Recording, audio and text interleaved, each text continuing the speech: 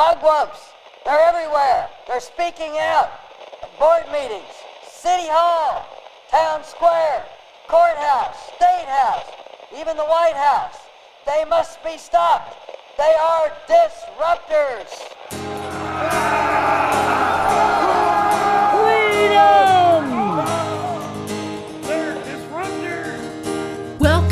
Welcome again, everyone, to Mugwump Media, and welcome to Disruptor Central.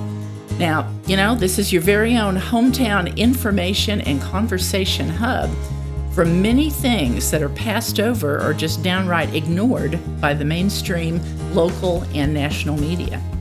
And those are things that matter to everyday normal people like us. We're normal? Oh, yeah. Now, my name is Juanita Bright, and on my right is my husband, Kevin. Kevin, are you doubting? Do you think that there might be some people who disagree that we are normal? Well, we had a reader, not a reader, but someone that watched one of our podcasts had a comment that kind of questioned that. Matter of fact, I've got it right here. He said, can't tell if this is satire or one of those crazies. Got some good laughs either way. I just think that's great. It is. I appreciate that comment. Keep them coming. There Absolutely. You go. Like us, a thumbs up is great. If you want to comment, that we love that. We've had a lot of people say another good show. That's very encouraging to us. And this is really funny. Follow, share it out. And, even the folks like this gentleman who wasn't sure whether he should laugh at us or not. You know what? I'm going to let people out there decide whether they think it's satire or whether they think it's we're some of the crazies. So I guess it depends on your perspective, right, Kevin? Yeah. We appreciate y'all watching and whatever you think of it, and we appreciate your sharing because it spreads the message.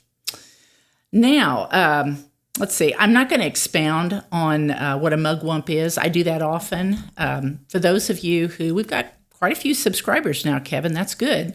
Subscribe, folks. It's good because it'll pop up in your feed and you'll be able to see what's going on in the state of Missouri and locally. But I'm not gonna expound on what a mugwump is today. What I will tell you, because what happens is our people that are on here watching and listening normally are going to have to listen to it over and over and over on every show. So for those who have had this shared with you that possibly just fell upon us, landed upon us, and were curious as to what a mugwump was, go to our YouTube page and hit episode number 1, What is a Mugwump? And you're going to hear a really cool story. It shows how the past meets the present.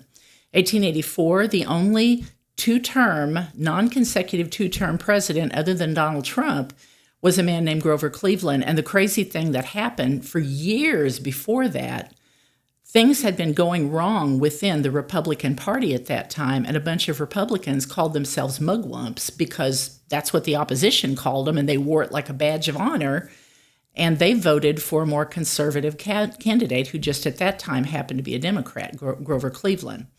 The very same thing happened at the end of a long, crazy cycle in 2024, except this time it was Democrats, Blue Dog Democrats, crossing over and voting for Donald Trump. So, it's one of those things, Kevin, history repeats itself. What does the Bible say? What has been before will be again. We're not in their territory. Boy, we're sure not. And the political cycle that has caused this, that we're in right now, it's taken years to come to this tipping point in history. And folks, I think that this is a window. This is a window for us to make some changes and actually do what's good for the country. Time for the church to rise. Boy, isn't it? It is. And we're going to talk a little bit about that tonight. Let's see. So check that out. It'll explain a little bit. Plus, it talks a little bit about our basic philosophy. We're very libertarian in many ways. But we believe that we the people are supposed to be in charge. So hopefully you'll watch that and enjoy it. Now, I'm not going to cover the goings-on at Jefferson City. There are a couple of things that are very interesting. I will tell you this, HJR 33, I believe is the number. Just as of this evening, I received word that it had passed. Now, what that is the abortion fix for Amendment 3. And it is, Kevin, it is better than the original that they passed, the one through the House and the Senate. So I'm glad for that. I think that's a good choice for people. It's going to give us a second bite at the apple. And it's going to be, now just because it's passed by both houses, what's going to happen is it's going to be on another ballot in 2026, which means that this time the people get a chance to vote for this one. And hopefully the wording is going to be better. It should be nice to be clear. And we've got an opportunity to go ahead and communicate to people. Truth. And we need to start telling everyone. And we will tell our the neighbors, truth. our friends, and You bet. the church. I know what I believe the church has got an opportunity to really rise here. To really rise and take their place. Show who we are in Missouri. Yes. You bet. So I'm glad for this. This was one good thing that was done. There's some others we're hoping will get done in the next 2 days, but who knows? Now, I have to tell you, and I'm going to mention one more thing, and then we're going to talk about some good news. How's that, Kevin? There was something crazy. I was actually out in our office the other day, and I was reading and going through some of the sites where I find a lot of information, and I saw something that I couldn't believe it. I felt like I was in an alternate universe. I had to come in here and tell Kevin about it. He was in here working, and I said, "You're not going to believe what was just passed by the Missouri Senate." Now, this is, and keep in mind, they're a Republican majority, right, Kevin? Supermajority. Oh, yeah, supermajority, very red, supposedly. I've got a picture of our supermajority. I might go ahead and post that in our commentary here. There you go. Yep. That sounds great. Yeah. That sounds terrific. Bring that up, Kevin. Mm-hmm. Now, what was passed by the Senate, and so far I've not heard if it was passed by the House. Oh, Lord, I hope not. It opens a door, let me tell you. This is going to be SB 160, which is called the Crown Act. What is it, do you say? Well, let me tell you what the Crown Act is. It was actually something that was proposed. Well, let me just turn to, the commentary by Shield Maidens of Missouri. And this was something I pulled up yesterday. Why did the Missouri Senate pass the Crown Act, creating a special protected class of people based on their hairstyles? Kevin, is that not the most bizarre? I thought I'd heard everything. I was hoping this wasn't real, but apparently it is. Well, this is how they explain it. Our senators voted for this. I know. I don't think Mike Moon did. I'm pretty sure he didn't. I hope not. I can't imagine. We'll have to ask him, but I'm sure he didn't. An uber-liberal bill only carried by Democrats across the country passed in Missouri. What's going on? Now, just to kind of let you know what the official information that the Crown Act is giving to everyone, to tell them what it is, it says, and of course it's sponsored by Dove Soap and several other pretty liberal organizations. Keep that in mind when you go buy soap next time. Part of the foundation of our national security, Dove Soap? What do they have to do? I'm not sure. Oh, I don't know. Go ahead and explain. Apparently they are interested in hair. I don't know. The Crown Act was created in 2019 by Dove and the Crown Coalition, these other businesses, these other people in partnership. They're in partnership with then State Senator Holly J. Mitchell of California. And I bet you folks can't guess which party she was from. She was a Democrat, of course. To ensure protection against discrimination based on race-based hairstyles by extending statutory protection to hair texture and protective styles such as braids, locks, twists, and knots in the workplace and public schools. Apparently, I don't know a lot about hair because this is very foreign to me. Well, here's the thing, Kevin.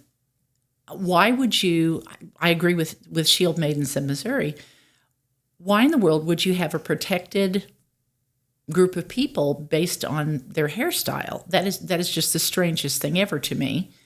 I don't know. The other thing is, this is what worries me. It says that it has to do with protections, just anti-discrimination in public schools and workplaces. Kevin, that scares the socks off of me because do you remember the little boy? This was a few years ago. I think he was a kindergartner. And I bet lots of you folks out there listening are old enough that you'll remember too. But he was a little boy that, of course, weapons and guns in public school, they don't want the kids to have them. Okay. But it went so far, and that's what happens with stuff like this. This is where it goes. This little boy had a sandwich, and he was eating a sandwich at lunch, and being a boy, he decided to eat and nibble at his sandwich until it was in the shape of a gun. Because he's a boy, and that's what little boys do, right? Combining art and eating. I know, and playtime. I thought it was rather creative, actually. But then he took the sandwich gun and was apparently playing with it and acting like he was shooting and laughing and having fun. Well, the teacher was not happy with that. Pretty serious threat, assaulting somebody with a sandwich. Sandwich gun. Lord, what has happened to us? So anyway, the teacher apparently caused all kinds of havoc with this little boy. It was on national media, and I think he got kicked out of school. Folks, I'm telling you. I wonder if he's on the FBI list. We Maybe, need to Kevin. move on past this. This is not. Yes, we do. Yes, we do. But this doesn't make any sense. This is what scares me: is that people. This will further divide people. You know, rather than saying, "Don't you dare say something," "Don't you dare," because kids are always going to insult each other. They're always going to play with each I other. never insulted anybody when I was a kid. Let's just say I got insulted. Not very often. So I had weird hair and a flat head too. So I got lots of insults. As a matter of fact, Kevin, I had the record in 6th grade for standing on my head in the gym. That was not a happy record because everybody knew I had a flat head. But that's beside the point. I'm getting off on something else. Here's the thing. Your head's flat? Next, you're going to tell me your ears are crooked. Here we go. Oh, Okay. my. Just because I told you that hairstylists have a hard time cutting my hair because they measure by my ears and one's higher than the other. Okay. Enough about my weird head. But again, the thing that concerns me about this is honestly all it's going to do is it's going to throw out the gauntlet. If anybody complains about it, then they're an automatic racist, right? And these poor kids and people in the workplace, you're afraid to even look crossways at somebody who might have hair with a braid and a texture, or be afraid to speak to them or say something for fear they're going to be offended and it's going to be discrimination. And that's where stuff like this leads, Kevin, obviously. So it's very concerning. Anyway, with a supermajority of Republicans, believe it or not. Next time you have bad hair, I'll try to be more sensitive. Right. Anyway, I'm not going to, and my flat head and weird ears. But I am not going to talk any more about Jefferson City. I promised Kevin that I wouldn't. Thank you. Yes. We're going to talk about some good stuff. Good stuff. Over the last few weeks, one of the things that I do is during the week, we have some really good news on our email. If you guys haven't ever read the Epoch Times, EPOCH, these are great. The Epoch Times, they were originally Chinese, but they were not communists. These were people who fled from communist China, and they actually were part of the resistance in Tiananmen Square. They hate communism. The story behind them is amazing. They've had, I think, 1 or 2 of their offices around the world firebombed and burned because the communists hate them and want to put them out of business. So honestly, because the communists hate them, you should get a subscription to the Epoch Times. But anyway, we have it in our email, and they've got some good balanced news. You would love it. But I get a lot of my stuff from them, also from CBN, Christian Broadcasting Network. They tell a lot of stuff that you won't hear in other places. Now, Kevin and I, just to kind of let you know, and anybody who's been watching for long knows this, we're watchers on the wall. And if you wonder what that is, go to Isaiah 62:6, right, Kevin? It says, "On your walls, O Jerusalem, I've set watchmen. They shall never hold their peace, day or night." Now, Kevin, that doesn't mean we're going to be mean, beating each other up or beating people up. It means holding your peace means I'm not going to be silent. I'm going to speak, whether it's day or whether it's night, whatever the situation. And honestly, this should be our mantra. Watchers on the wall. I'm also a revival watcher. And when I saw Asbury break out, and I might give you a little good news. I'm saving that one, a little more so for next week, about colleges and Asbury College and what has happened since all that broke out. But that might be the good news for next week. But I do a lot of watching for revival. We're told about the great final revival in the book of Joel. Right, Kevin? It's going to be something. It's going to be something. And I think we're in a window. I think we could go either way right now. I touched on the subject of revival a little bit last week, and I want to expound on the good news more this week. Now, first of all, last week, just before we signed off, I told you just briefly about the Baptized California event that was held at Huntington Beach on Saturday, May 3rd. And as I mentioned last week, it wasn't nice. It was 60 degrees, it was cold, it was drizzly, and they were there for 9 hours. You would think everybody would go home, right, Kevin? Well, not so much. 7,752 people were baptized, Kevin. I'd stay in the rain. Yes. Now, this was on the very same beach where Sean Foyt and the movement Let Us Worship met 5 years earlier during the COVID lockdowns of 2020. And that was when I first saw him on a video that somebody put up on YouTube. And of course, at that time, Kevin and I were not, they shut us down because, of course, we were considered to be non-essential.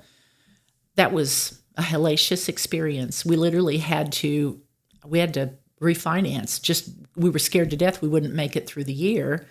And we literally shut down part of the electricity on our property because who knew what was going to happen? Meanwhile, Walmart and everybody else was up and running and doing great. So that was extremely unfair. And we've made a decision. If Walmart's open, we're open. Then we're open too. If Lowe's is open, we're open. We're open because we're all essential, right? That's right. But it was the very same. And we had some spare time at that point. So I was watching YouTube quite a bit. But this was where Sean Foyt and his movement Let Us Worship met 5 years earlier during the COVID lockdowns now. And what was happening in California is they were not allowed to meet and they were not even allowed to sing. He said, the governor there said, well, if you sing, you're going to spread it. And Sean Foyt said, oh, it's on. He said, that is a bridge too far. And they met, and the first thing they did was they went out on the San Francisco Bridge and marched across.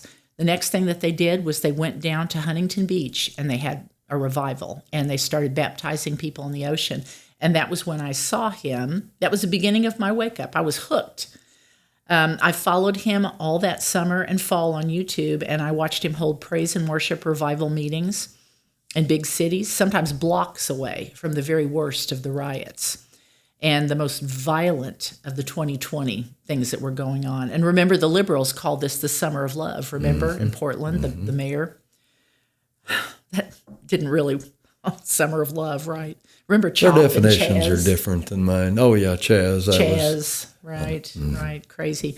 Now, he was at this event, this Baptized California, and this is what he said about it in a video that he posted that night. I was teary-eyed. It was beautiful to see it come full circle, Kevin, full circle. 5 years later, almost exactly. Here's what he said. He said, so guys, 5 years ago, we gathered on this beach at the height of COVID, in the midst of fear and propaganda and paranoia, and here we are, 5 years later tonight. Thousands worshiping, baptisms, people getting saved, people getting filled, people on fire for Jesus. Guys, anything is possible. Look at this. And that was when I got teary. He took his phone and he just did a round sweep. And the beach, where a few people had been gathered 5 years before, getting dunked in the ocean by this guy that looked like Jesus with blonde curly hair, you could see the lights of Huntington Beach, and it gave you perspective, but there were thousands of people. There was beautiful music playing and a huge stage. That beach and that part of town was full with thousands of people, even at night, after all those hours. We had a little touch of that here, too. Yeah? Back 5 years ago when he came to Ozark to see you. I know. That's where I got this shirt. It's kind of fallen apart now, but I wear it all the time. I love it. It's very sentimental to me. You mentioned rain. I remember it was March, raining. I believe. It was raining, and when they gave the invitation, we had to go out in the rain to make room for folks to make it to the altar. And yes. And as we were driving away in the mud, as the rain continued to pour, there was people being baptized in stock tanks here in the Bible Belt. It was amazing. I'd never seen anything quite like it. It was great. The reason he came to Ozark was to see you, and well, maybe that's not completely true, but He wasn't allowed in Springfield for some reason. That was where they were supposed to be. And anyway, they wound up in a tent, the largest tent they could find, and it was in a field, South Ozark here. And it was quite a revival. It was. We got to and I was amazed he came to Ozark. Who would have thought? I was so excited. To see you. It was necessary. And everybody knew, oh gosh, I was so starstruck. And everybody knew, they're like, well, you have to go because you watch him all the time.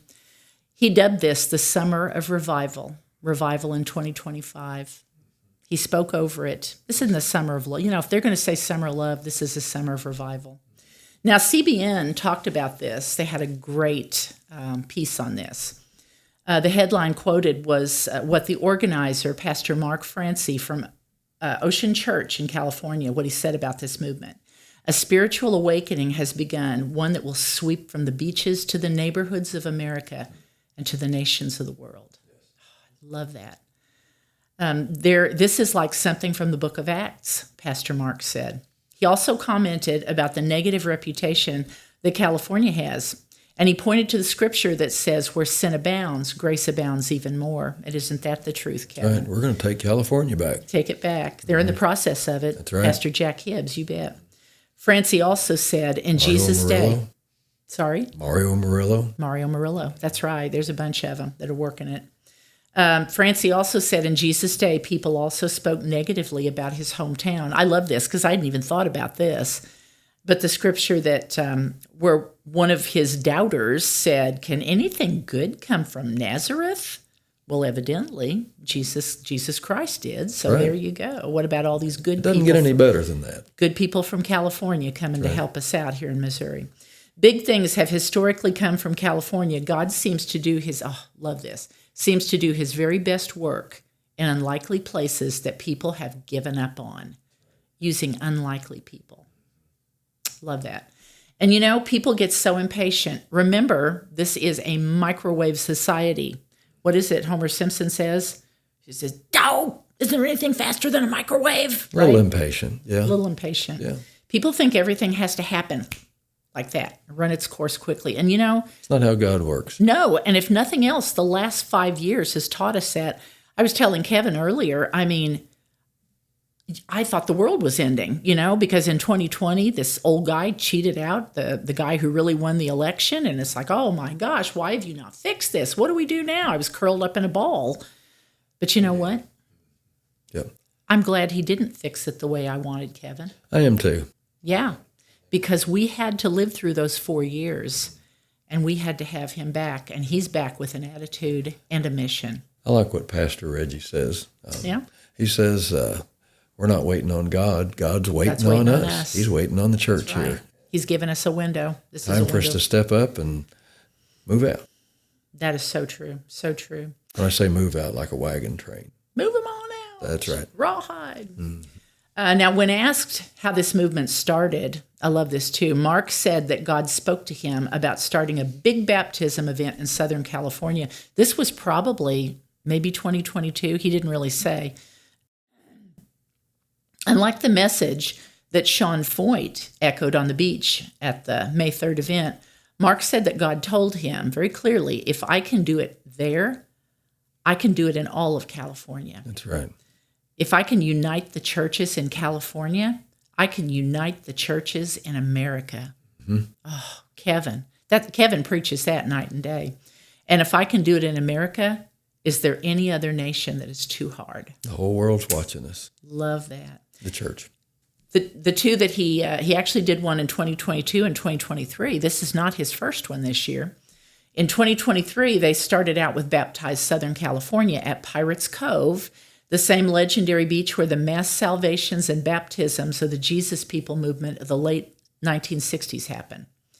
12,000 people showed up that first year, and 4,166 people were baptized. That's a lot, but it's growing. In 2024, the Baptized California event was held at Huntington Beach. He did what God told him, Baptized California. They had 6,000 people baptized on the beach during the course of the event. But Kevin, that wasn't the remarkable paradigm-shifting event that actually occurred and marked that day. 300 churches from every county in California united in baptisms in their own churches that day. They put aside denominational politics, and God matched the effort on the beach that day. The churches baptized 6,000 people, making the total number in 2024 12,000 people. Church on the move. Church on the move. This year, nearly 500 local churches and 30 pastors joined in the movement to ignite a global spiritual awakening. Yes. Now, Mark Franci stated that he's planning another event. Get this, it's coming to a body of water near you, folks. Baptize America, which would include baptisms in every state. It sounds like plans and publicity are already being formulated. Now, when Franci was asked about the origin of this unusual move of God, he said, and this is great, this tells the story of what has happened. It's bad, but it's good. In the last 5 years, we kind of found the bottom of the barrel. I think a young generation has explored everything. The technology, the drugs, the sex, the antidepressants.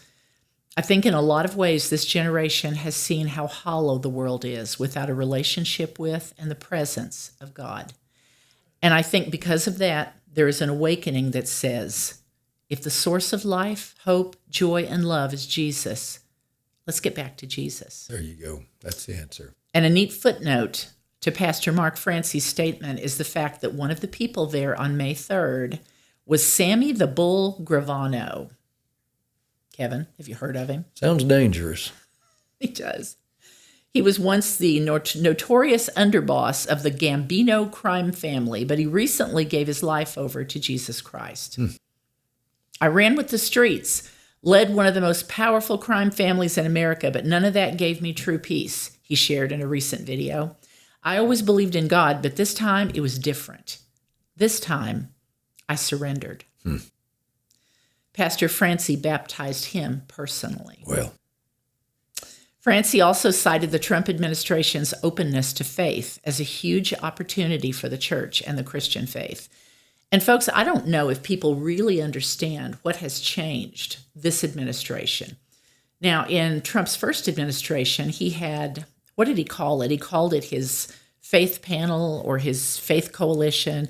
You guys have seen the pictures on the news of all these pastors in the White House praying over him, with laying hands on him. So they basically were advisors to him, faith advisors. That's it. He had a faith advisory coalition. That's what it was called. But in his second term, he literally has a physical presence, a faith office, and a charter. I saw his charter. I saw his executive order. Basically, he wrote it all out, how it was going to work. And he put Paula White in charge of it. Seems like a nice, steady lady to me. Strong lady. I know that she's been his pastor for years. And it's located in the West Wing, not far from his office. There is going to be a representative in every department of the government to represent people of faith and work with policy to prevent discrimination. So, like chaplains everywhere. That's right. Not just advising Trump and praying for him, but literally being sent out from the faith office. Good to have. And they're going to be, yes. Good to have eyes on operations. Oh, Trump learned. Mm-hmm. He saw what's been going on. All those people he ended up having to bust out of jail on January 21st. I was like 21 of them. People praying. That ended up the FBI would drug them out of their houses. Even locked grandma up for praying. They did. Mm-hmm. Yeah, I remember seeing that lady. Yeah. And the gentleman, he had like 6 kids, and the FBI came in, jerked him out. His kids were screaming for nothing other than exercising their freedom. Anyway, let's see. Led by Paula White, there's going to be a representative, which is awesome. It was reported by Donna Clement Petruska. I watch her every Sunday evening. If you guys have ever watched Kim Clement, an amazing prophetic pastor, he prophesied about Trump, and a lot of it actually turned out to be true. But I love his daughter. She's so sweet, and on Sunday evenings I listen to her. I go to her YouTube channel, and she just, she talks about current events, very sharp lady.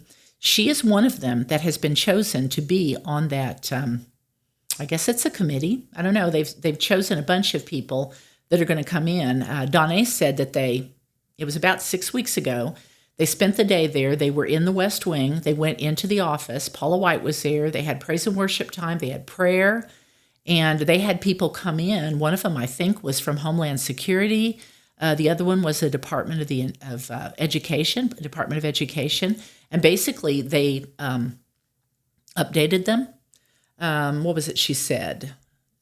They said they're going to update and report to the members of the committee concerning things being considered or done to counter discrimination against people of faith. So, and they are planning on having frequent meetings to be held in the faith office. So, and I get so aggravated. I said it last week. People are like, "Well, what if a Satanist comes in? So, are we going to start changing things for Satanists?" Don't be ridiculous. I'm sorry. The reason Trump did this is because he saw what happened to the Christians. Yep. That's why he put Paula White there. That's why he carefully documented the way things were going to roll. And that's why she selects the people that are going to be in those positions. Yep. So bring it on. Bring it on. God didn't tell us to be silent. No, absolutely Shout not. it from the Watchers on the rooftops. wall. Watchers on the wall, and that's what that bunch all is. Anyway, that's kind of the end of that discussion right there. Kevin, do you have anything to add to tonight's stuff? This is good stuff, don't you think? Well, there's a lot of good news. I'm glad we left Jeff City, and hopefully when we come back, there'll be some more good news there. Well, the hair thing, I'm just going to leave it alone. Being follically impaired, I think right. it's not our senators. It's kind of hard to think about how this. I know. I wonder what the conversations were. We'll have to talk to Mike Moon. I would love to have him back and see what that poor guy has to say about this. I can't even imagine sitting there and listening to this mess. No. Anyway, well, folks, although they did do something good. Yes. They actually did go ahead and pass HJR 33, so that's good. Well, folks, thanks for pulling up a seat, getting a cup of coffee, hopefully relaxing, and paying Kevin and I a visit this afternoon. We appreciate it. It's like having friends come and visit. And it's always good to spend time checking in, seeing what's going on for the week, and visiting with you all. We love that. We hope that wherever you're at, you're having a great day, great afternoon, this nice spring day. And we'll be back again soon with more news, more conversation, and hopefully more encouragement, along with some silly stories. Encouragement's good. To keep you informed, inspired, and always independent. God bless.